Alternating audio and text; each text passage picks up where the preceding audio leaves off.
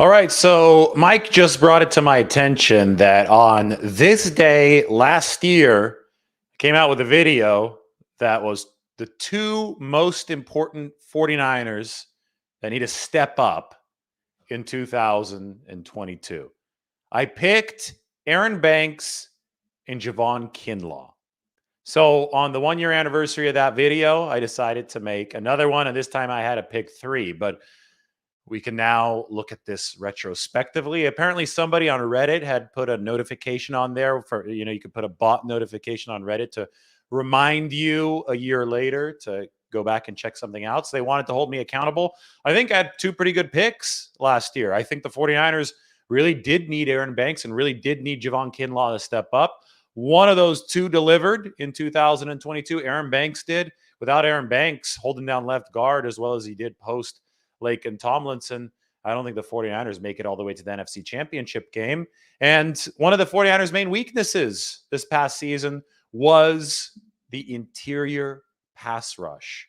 And one of the reasons it was a big weakness is Javon Kinlaw was unable to step up for the 49ers. As we review what happened last year, we can look at that interior pass rush.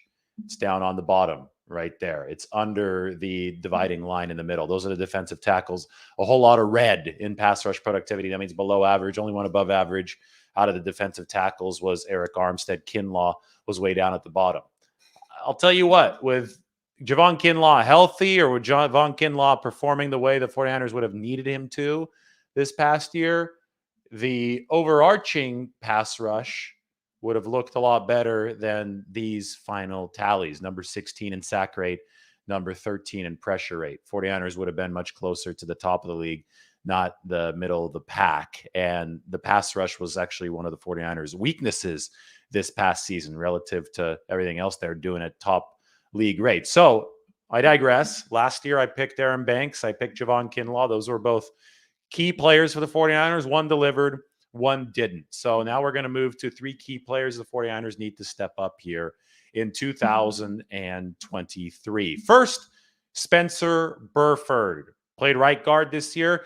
It was a timeshare between Spencer Burford and Daniel Brunskill. And I think the 49ers played it masterfully. You didn't want Burford to suffer the same fate as Drake Jackson, who played a lot of games for the 49ers this year and ran out of gas toward the end of the season. These rookies, they're fresh off college careers where they're playing at most 12, 13 games a season. The 49ers just played 20 games, especially the players in the trenches.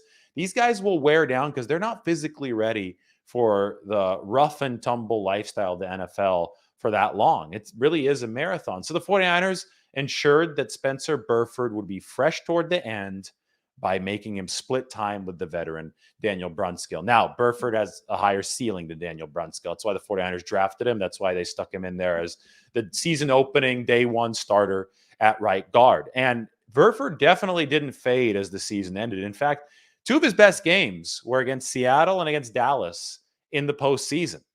Didn't allow any pressures over the course of those two games. The pass protection got better for Spencer Burford over the course of the season.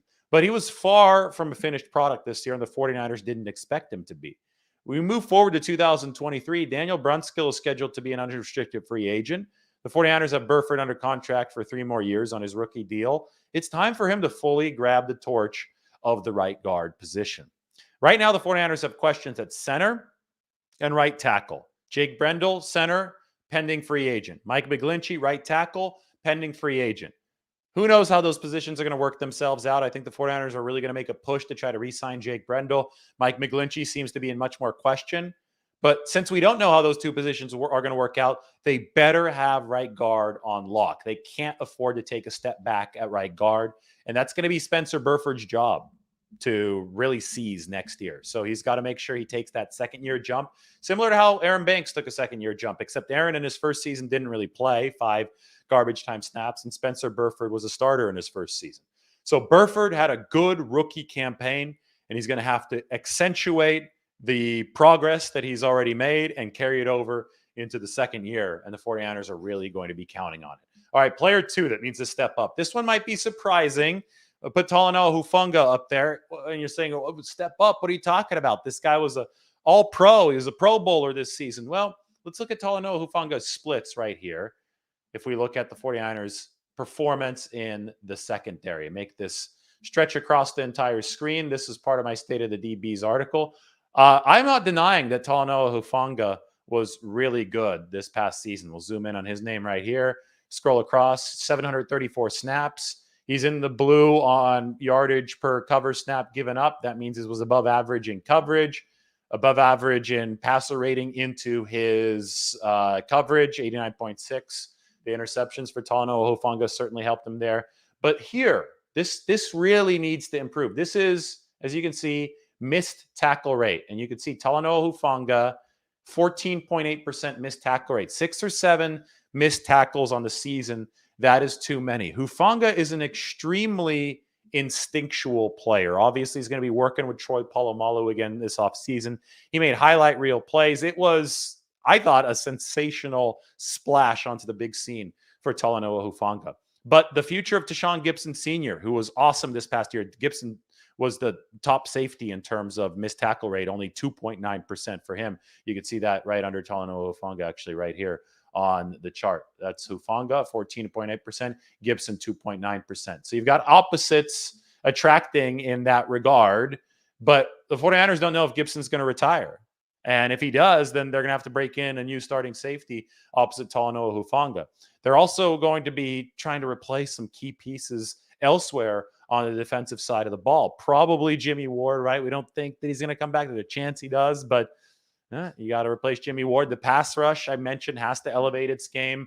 And while it tries to do that, it's going to be losing some key edge rushers, or at least seeing them face free agency, and Charles Omenihu, Sansa Mebucom, and Jordan Willis. Well, Hufanga better be on his P's and Q's next year, because there's going to be a lot of pressure on a safety who is in charge of erasing mistakes in front of him. And that 15% missed tackle rate, it's got to go down in his second season. We've seen missed tackle rates for 49ers players go down in the past.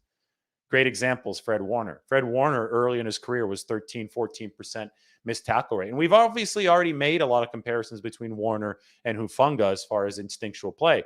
Warner, by the time he got paid, lowered his missed tackle rate down to 3 or 4%. Remember, it's Sean Gibson at 2.9% this year, the veteran. So where will Hufanga go with that instinctual ability? From 14.8% to where? He can get it down to 5, 6%.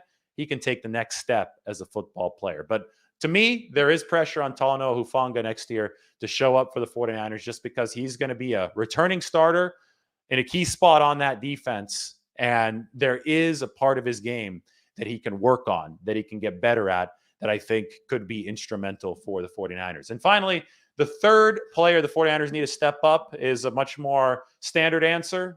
That's Drake Jackson. I showed you some of the pass rush splits, and we might as well put them on the screen one more time. 49ers pass rush over the years, it worsened last year. And we go back to the individual player part of the pass rush. Well, the edge rushers are on top here.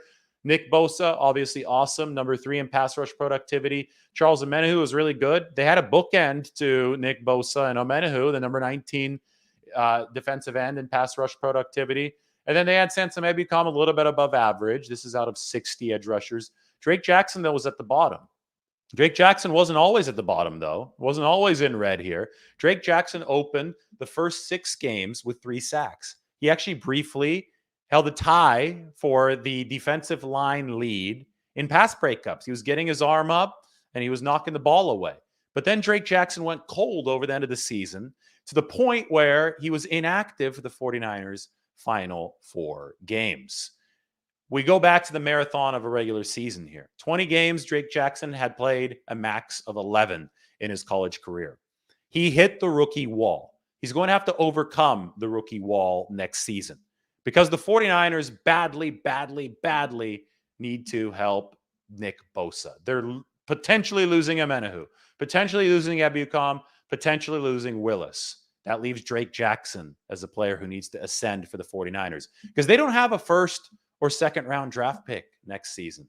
And edge rushers, it's hard to find a quality edge rusher anywhere, much less in the lower rounds of the draft. And that's where the 49ers have their picks. Even Drake, a second rounder with a first round skill set, according to many, flamed out last year when he hit the rookie wall. So he has to approach this offseason in a way that allows him to build the endurance and build the strength so he's not a liability against the run. That, I think, was a little bit of the concern with Drake Jackson last year. He needs to be able to stay on the field all 3 downs for the 49ers to properly complement Nick Bosa. And then he could use that arm length. He could use that bend. He's got these supernatural gifts. This guy, he's very talented. If Drake Jackson can apply that over the course of an entire season, the 49ers defense can take a massive stride. Now, they're going to have to find somebody that does some work on the inside next to Eric Armstead. I think that's mandatory, but that's not Drake Jackson. Maybe he does some alignment, some games and some stunts. And we know that Chris Kasarik loves to bring those edge rushers to work against guards. But as a strict defensive tackle, well, maybe Kalia Davis gives the 49ers a boost out of all this red down here. Maybe they sign somebody, maybe they draft somebody. But that's a whole other project to bolster the interior line. Drake Jackson's got to do his part, and that is bolster the edge rushing position opposite Nick Bosa. So those are the 3 players the 49ers need to step up here in 2023. Burford, Hufanga, and Drake Jackson. Hopefully you enjoyed. Everybody, take care.